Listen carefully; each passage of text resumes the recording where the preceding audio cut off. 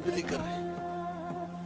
අචින්තිතම්පි භවති චින්තිතම්පි විනස්සති. මේ ලෝකේ කවදාවත් හිතන දේ වෙන්නේ නැහැ. වෙන දේ හිතා ගන්නත් බෑ. එහෙම නෙමෙයි. අපි නඩත්තු කරන අපේ ළඟම තියෙන වස්තුව මොකක්ද?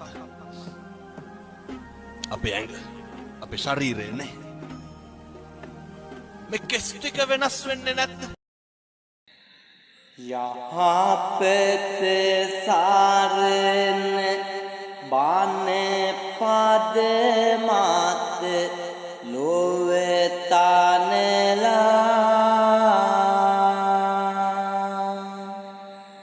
හරි මග දෙසුවේ සම්බුදු ගුණ ගෙන තියලා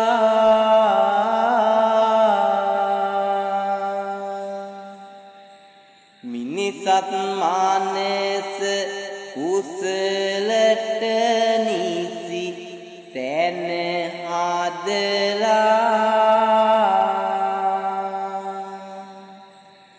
සදහම බෙදුවේ සමිඳුන් පාව කාඳ දුරලා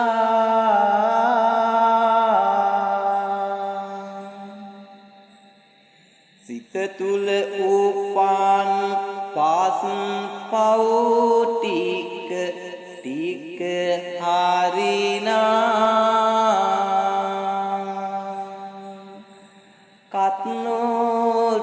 කත්නෝරුවේ සිරි ධම්ම හිමි සඳ සොඳිනා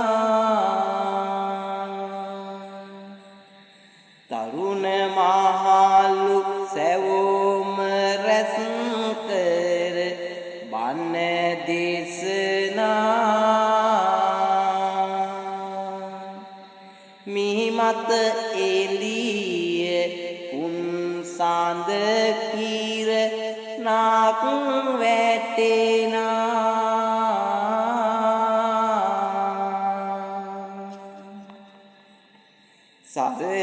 සසනාදිවි කතර නිසි ගුණ දම් රකින්න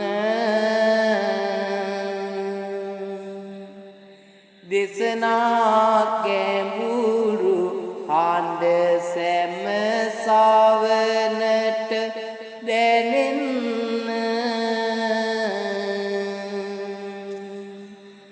තරුණ සිත් දහමට නිසි කාල බැඳ තබන්න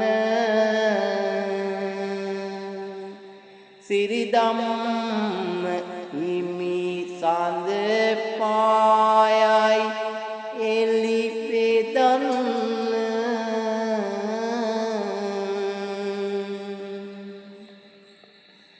හරවත් ලෙසට පැහැදිලිසේ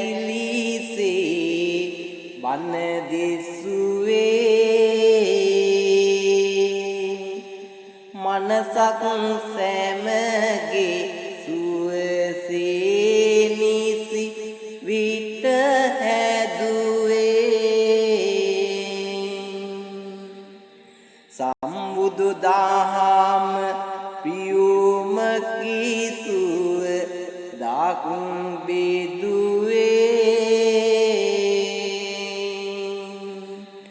සමිඳුන් නිමල දහම සිත් තුල මැව්වේ